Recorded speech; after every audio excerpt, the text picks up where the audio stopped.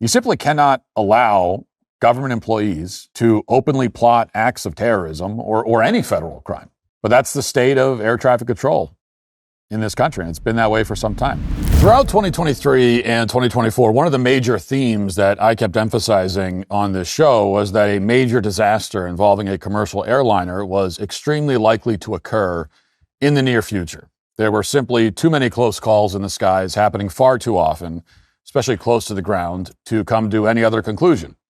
Now, many of these mistakes were the result of failures by air traffic control and the FAA, which openly began discriminating against qualified white applicants during the Obama years. So when 2025 began with a low-altitude mid-air collision at the Washington's Reagan Airport, it wasn't exactly a surprising development if you've been paying attention. The signs were all there. Everyone who was paying attention knew that a disaster like this would happen, and then it did. Now, one of the many lessons that we should draw from that mid-air collision is that when a pending catastrophe seems obvious to you, even if you're not an expert in the field, you should draw attention to it. There's a very good chance that you'll be right and the experts are wrong, as they so often are, particularly if those experts are politically motivated, which almost all of them are. When I did my monologues on the air traffic control system a couple of years ago, plenty of leftists mocked me for doing so. They said that I had no idea what I was talking about. I'm not an expert. And, well, we see how that turned out. So today we're going to talk at length about a new threat that poses a significant danger to every American who travels on a plane in this country, up to and including the President of the United States. This is a threat that, as far as I can tell, no mainstream news outlet or commentator has mentioned, but it is urgent. And federal action should be taken immediately. I'm talking about the very uncomfortable, but also very apparent fact that there are quite a few unhinged leftist air traffic controllers in this country, many of whom have spent the last year or so posting on social media about their plans to sabotage the aviation industry and the United States at large. Several of these individuals are deranged, entitled, and by their own admission, dangerous, and they need to be dealt with. Before we get into specific examples, I want to briefly go back to the mid-air collision over the Potomac in January. There are many factors that contributed to this disaster, including poor flying by the Black Hawk pilot. We know that. But if you ask the White House, and if you listen to the audio transcripts between air traffic control and the two aircraft involved in the incident, it's clear that air traffic control was not entirely blameless. This is the first significant interaction between the controller and the military helicopter that would later crash into the passenger plane. If you haven't heard this, or even if you have, listen again. Here it is. 789, contact Don't Marks, good day. Have a good day. American 3130, slow to final. Slow, American 3130. Pass 25, traffic just off the Wilson Bridge to CRJ at 1,200 feet, start runway 33. 5 has a traffic in sight, request visual separation. Good separation, approved. This is a useful instruction. The controller is telling the pilot of the Black Hawk that a CRJ aircraft, the passenger plane, is just south of the Woodrow Bridge. And he gives its current altitude and some information about its approach. And the Black Hawk pilot acknowledges the information, saying they'll steer clear of the CRJ. But the controller doesn't seem to notice that the Black Hawk over the next 30 seconds does not, in fact, steer clear of the airliner. Instead, the two aircraft are on a collision course. It's not until an automated alarm sounds in the control tower, warning of an imminent collision, that the controller notices the issue. So listen to what he says at that very moment. Listen. Pass 25, get the CRJ in sight. Pass 25, pass behind the CRJ. Pass 5 has a aircraft in sight, request visual separation. Good separation. American 4782 by Baton now for a visual. American 472, Washington Star, 1 star, 32017. This is wind. Did you see that? Now, this time around, at a critical moment, the controller does not tell the Black Hawk helicopter where the CRJ is or what its altitude is. He doesn't say, avoid the CRJ at 10 o'clock at your same altitude or anything like that, something specific like that. Instead, he simply tells the Black Hawk pilot to avoid the CRJ. And it appears that in response to that vague instruction, the Black Hawk pilots scanned the sky for a CRJ and identified the wrong CRJ in this very crowded airspace. So, they were avoiding the wrong plane. And this was obviously a critical mistake, one that the controller shares responsibility for. Although, to be clear, a small portion of the ATC's command wasn't audible in the Black Hawk because the Black Hawk keyed their radio at the same time. So, as we said, a whole combination of factors went into this. Now, after the crash, it emerged that Washington's Reagan Airport normally has a dedicated controller who focuses solely on helicopters, but at this particular moment, one controller was doing double duty, handling fixed-wing planes in addition to helicopters. In an interview with federal investigators, the controller stated, quote, "There was one point that I thought about asking for backup, but it was, as soon as I was thinking about it, I got rid of a few helicopters, so it was a little complex, but it was manageable for me." Now, I'm beginning with the crash above the Potomac because it illustrates a couple of facts that are very important to keep in mind. First of all, air traffic controllers are apparently capable of an extraordinary degree of self-deception. After all, when you allow two aircraft to fly into one another, by definition, the situation was not manageable. But more importantly, the crash illustrates that air traffic controllers, if you needed this illustrated for you, air traffic controllers have a very important job. Even with all the automation that we have, they are a critical line of defense against aviation disasters. Our lives, when you're in a plane, your life is in the hands of these people. And therefore, they should behave professionally at all times, even when they're off the clock. You shouldn't have to worry that these people are, insane or sociopathic. You're paying their salary. You put your life in their hands. And in return, at a minimum, they should demonstrate that they're not crazy. But many air traffic controllers are instead demonstrating, particularly on Reddit, one of the, of course, largest social media platforms in the world, they're demonstrating that, alas, they do not clear this very low bar. So let's back up for a second. On Reddit, which is especially popular with leftists, you'll find plenty of forums where employees of various organizations, from Panera Bread to Walmart to McDonald's, anything, they talk sort of shop about their experiences on the job. And very often, as you might imagine, the posts are extremely negative. And that's why they're there. People are airing out their grievances and making all kinds of highly inflammatory statements. Sometimes the posts are threatening or reveal signs of obvious mental illness. This is very common on Reddit in general. And all things considered, that's, probably fine when you're talking about the guy who's making your sandwich or boxing up your flat screen TV or whatever. But it's not so fine when you're talking about somebody who has the capacity to kill hundreds, if not thousands, of passengers in a matter of seconds. Air traffic controllers, unlike the delivery guy at Jimmy John's, can direct two planes to collide if they want to, or if they aren't competent enough to avoid doing so. They can order planes to perform unnecessary maneuvers that put passengers in danger, and they can certainly cause all kinds of major inconveniences that cause significant problems for the millions of people who populate airports and airplanes every day across the country. And if something like that does happen, it can be very difficult to prove that the controller did it on purpose. He has plausible deniability. He can claim he made a mistake. This is the power that air traffic controllers have, and therefore they need to be vetted. They need to be sane.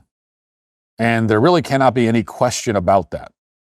And yet, if you look at various subreddits that are frequented by air traffic controllers, you'll find that, we have a pretty big problem in this regard. There are a slew of posts, all of which are really easy to find, in which air traffic controllers demonstrate that they are unfit for the job. And I'll give you just a few random examples. You can go and find many more for yourself if you want. And to be clear, most of these posts receive support from the community. So we're not just talking about one or two random trolls. We're talking about dedicated communities for this profession where they're openly talking about committing acts of sabotage on the job. They're also, in general, at least on these forums, very unhappy people who are extremely bitter about the Trump administration to a degree that is pathological. So we'll start with these comments from the ATC subreddit. These are in response to a post from Donald Trump's Truth Social account, where Trump used a meme to mock government workers for being lazy. And just for the record, here's the meme. And as you can see, it shows SpongeBob with a list of things that he got done last week. And the list includes cried about Trump and made it into the office for once.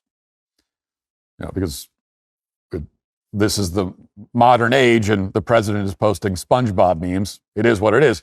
Now, needless to say, the air traffic controllers didn't find this meme to be especially amusing. So here's what they wrote. Quote, give the private jets a few extra circles before landing. That post has more than 100 upvotes. And then the reply comes, Air Force One, go around, fly runway heading. And then somebody replies, wouldn't it be great if the president's pilot took one for the team? And someone then replies that no, it would not be good if the president's pilot crashed Air Force One or if air traffic controllers intentionally gave bad instructions to Air Force One. And that person's post was downvoted by the community to the point that it became invisible. So to restate, in response to a meme where Trump implied that air traffic controllers are lazy, the air traffic control subreddit responded by saying that air traffic controllers should give bad instructions to Air Force One, and then for good measure, the air traffic control subreddit endorsed a post in which somebody suggests killing the president while he's on board. Now, that one comment alone is enough to make the point. I could kind of stop right there. And it's easy enough to say, hey, it's the internet, it's not real life, but this is real life. A real human being in real life suggested that Air Force One should be intentionally crashed to kill the president, and real human beings reacted approvingly to that statement. And those human beings are in air traffic control. In fact, they're in air traffic control towers right now, perhaps, as we speak, directing air traffic.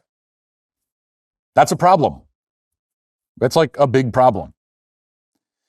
This was not a one-off. This is an entire genre of this subreddit and related subreddits. Here's another post from just 3 weeks ago that you can see, quote, so could you guys just let Air Force One sit in a 3-hour taxi line? It was posted in response to Trump saying that air traffic controllers should get back to work during the government shutdown because Trump dared to suggest that they shouldn't call out sick. They're threatening retaliation against Air Force One. And here's one more.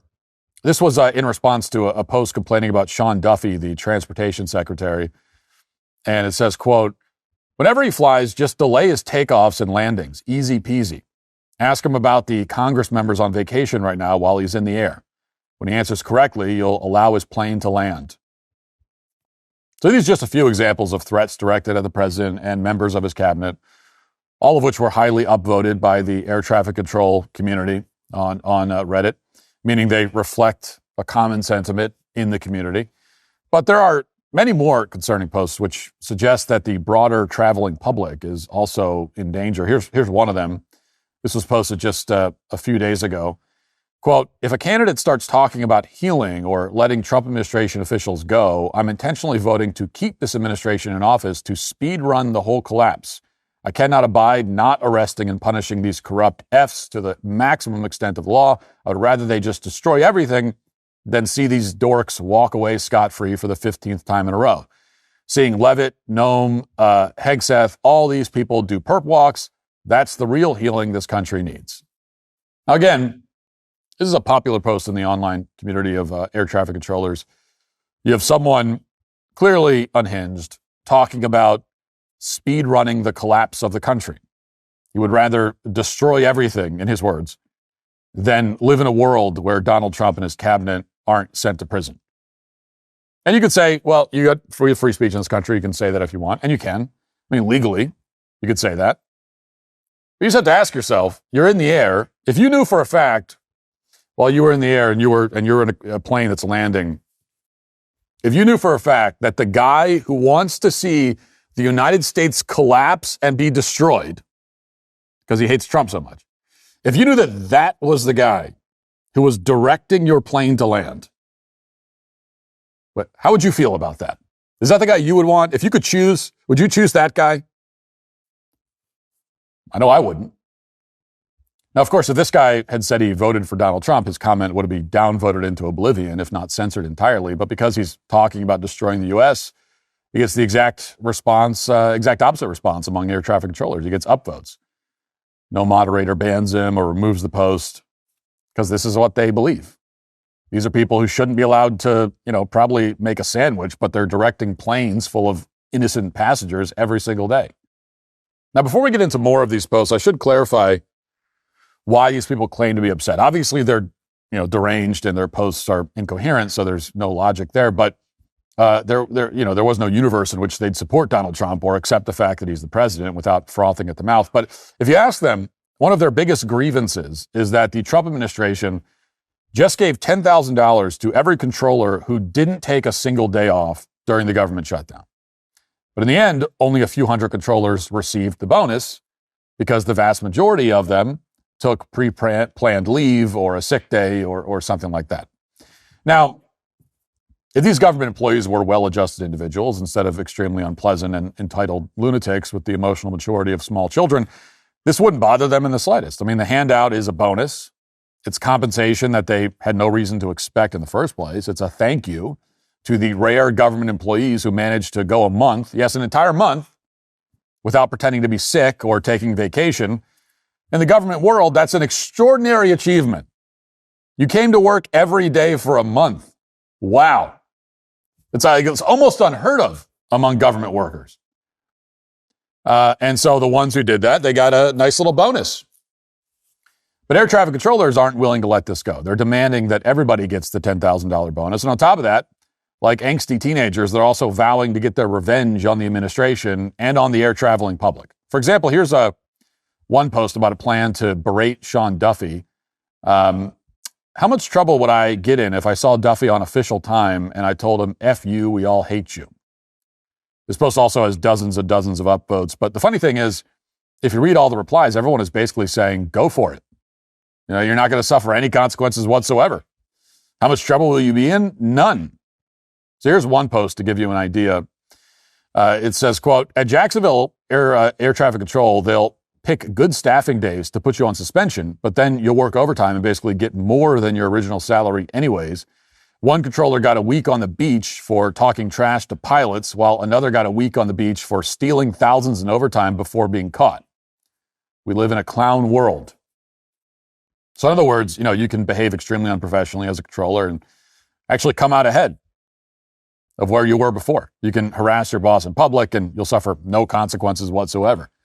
This is the culture among government employees who direct planes for a living. I mean, it's the culture among really all government employees, including these ones. They openly celebrate the most adolescent, inane behavior imaginable, and they do it because they know they'll get away with it. There will be no consequence. So they're taking full advantage of the opportunity. And after all, when you have adolescent, inane people in important jobs, they can't resist punishing innocent people as a way of satisfying their narcissism. And that's why, at the moment, some of the most popular posts on this subreddit involve threats of walking off the job in January when the next government funding bill is going to be debated. Here's just one of those posts of the very many. Quote, not feeling so well in January, wrote one user in response to a melodramatic post accusing the Trump administration of a $10,000 betrayal. So here's a government worker announcing that he's going to take fraudulent sick days, defrauding the taxpayer and potentially endangering the public because he didn't get an extra $10,000 check that he was never entitled to receive in the first place. And there are about 1,000 posts like this. It's very common. Here's another one with nearly 100 upvotes in which a controller responds to a post by Trump on Truth Social by saying he's going to take more sick days to infuriate Trump. Quote, if I knew I was personally in the thoughts of that dipshit, I would have banged more. Meaning more sick days, I think, is what he's talking about, banging. You want to bang sick days? Maybe that's air traffic controller lingo. I don't know. Then there's this very popular post from a couple of weeks ago. It's in response to the news that an air traffic controller had recently committed suicide. It says, quote, between the shutdown snap and firing the feds, Trump has killed a lot of Americans. And one of the most popular responses to that post was this, quote, Trump killed 250,000 during COVID too. Now to put this in context, that's just kind of standard lefty talking points there. But to put this in context, remember when we learned that that FBI agents were texting one another about how to stop Donald Trump from winning the 2016 election? They were doing that in private because they knew it'd be a national scandal if anyone found out about it. And then indeed, when people did find out, the agents were terminated. It was a scandal. Congress had hearings. Ultimately, the FBI was gutted from the top down. And that's what really needs to happen to air traffic control in this country. Gut it, privatize it, bring in some accountability. We've talked about this in the past. Air traffic control can be privatized. It is in many countries. Hire people who aren't deranged. Anything would be an improvement over the current arrangement. And we have to act quickly here, because if you look deeper in this forum, you'll find that in various posts, certain agitators appear to be encouraging posters to take more drastic action. Here's one example. Quote, "There's a difference in staying silent and doing something. The fact you think you and most people here are doing something more than commenting and hoping it will change is what is most bothersome. It's like Paul Revere yelling from the window about the midnight ride. Look at history, see what actions have actually caused change, and there's your blueprint. I think it's pretty black and white. When you guys are trying to reinvent the wheel, I'll never understand."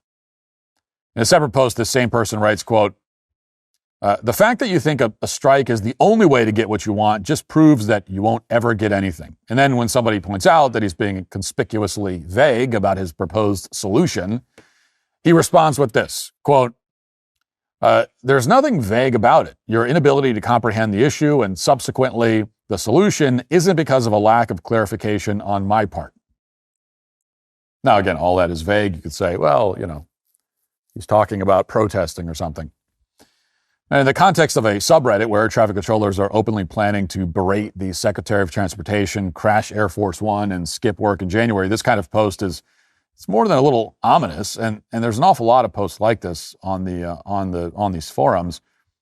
And it's very reminiscent of the mysterious guy with ties to foreign intelligence agencies who kept talking to Thomas Crooks on YouTube and encouraged him to go to war, right, before he ultimately shot Donald Trump in the head in Butler. It was the same kind of thing. "Oh, you're just talking. Like, when are you going to do something?" Same sort of thing. Now, the entire ATC subreddit is a cesspool, but it's also a cesspool that the federal government should be paying attention to. And that said, there was one good sign that I came across in this entire forum. One post was moderately reassuring, and it's a post that suggests that Secret Service is aware of threats that controllers may pose to the president. Here's what it says, quote, "The one time President Biden came to my airport, a Secret Service guy showed up 30 minutes to 1 hour ahead of time, basically monitors you control Air Force One. In this case, it was actually Marine One. And we sterilized our airspace. So if anything, it makes our workload easier so we don't have to do anything else except clear them to land and had zero other aircraft to worry about." Now, it's one level of defense against these people, which is obviously a very necessary precaution. You could put an agent in the tower, make sure they don't kamikaze a plane into Air Force One. But the Trump administration should go much further. I mean, there's more than enough reason at this point to investigate the people posting these comments and threats and deranged statements on the air traffic control forum, start a federal investigation and subpoena Reddit for the IP addresses of anyone who's pledged to commit a crime, including calling in sick fraudulently. That's a crime. Or targeting Air Force One. You simply cannot allow government employees to openly plot acts of terrorism or any federal crime. But that's the state of air traffic control in this country, and it's been that way for some time. You know that creepy feeling you get sometimes like you're being watched while browsing online? Well, here's the thing. You actually are. Every time you hop on the internet, your service provider can literally see everything you do. That's why I started using ExpressVPN. It's this brilliant app that encrypts everything I do online and routes it through secure servers. Since I started using it, my internet provider can't see any of my browsing history, which means they've got nothing to sell because they've got nothing on me. As someone who spends hours researching for each show, I rely on ExpressVPN constantly. Whether I'm digging into sensitive topics or just browsing, I can't imagine doing research without the protection, especially when I have to connect on airport or public Wi-Fi on the go. And here's some exciting news. ExpressVPN has just launched its Identity Defender for U.S. customers, and it's included at no extra cost. It removes your data from brokers' files, monitors the dark web for your information, and alerts you if somebody tries using your social security number. Find out how you could get up to 4 extra months by scanning the QR code on screen. Click the link in the description box below or go to expressvpn.com/Matt Walsh Show.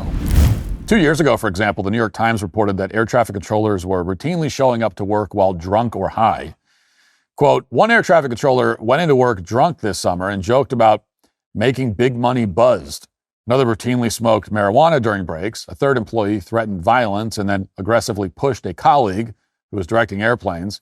In the past 2 years, air traffic controllers and others have submitted hundreds of complaints to a Federal Aviation Administration hotline describing issues like dangerous staffing shortages, mental health problems, and deteriorating buildings, some infested by bugs and black mold.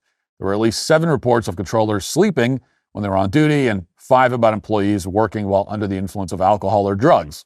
In the fiscal year that ended September 30th, there were 503 air traffic control lapses that the FAA preliminarily categorized as significant, 65% more than in the prior year. So this has been going on for a while. And to be clear, most of these controllers were not fired. That's how it works in government jobs. Another reason why we should privatize. That's how low the standards are. And that's how powerful the union is. You can come to work drunk as an air traffic controller and you might not even be fired. When in reality, of course, you should be fired and then put in prison for a long time. Now, you could debate whether or not these controllers are overworked or underpaid. Privatizing the entire system would address all these issues and allow the market to correct for them. But, the controllers don't want that either because there'd be more accountability and they don't want that. But really, the question of whether these controllers are overworked isn't relevant. The most relevant question is whether we're hiring good people who are mentally competent. And based on what I found, there's very good reason to suspect that we're not doing that. Or at least we are failing to do that a significant number of times. Now, Reddit, as we've discussed so many times, is a breeding ground for domestic terrorism. And in this case, the threat couldn't be any more apparent or more urgent. When Americans board a plane, they should have some assurance that the person guiding that plane doesn't hate the country or, want to see the country collapse or want to murder hundreds of people to spite Donald Trump. Sean Duffy and the Trump administration at large need to provide that assurance. And they need to do it quickly before any of these air traffic controllers manage to act out their fantasies and hurt a lot of innocent Americans in the process. Thanks for checking out this video. If you'd like to listen to my full podcast on the go, you can check out The Matt Walsh Show on Apple Podcasts, Spotify, or wherever you get your podcasts.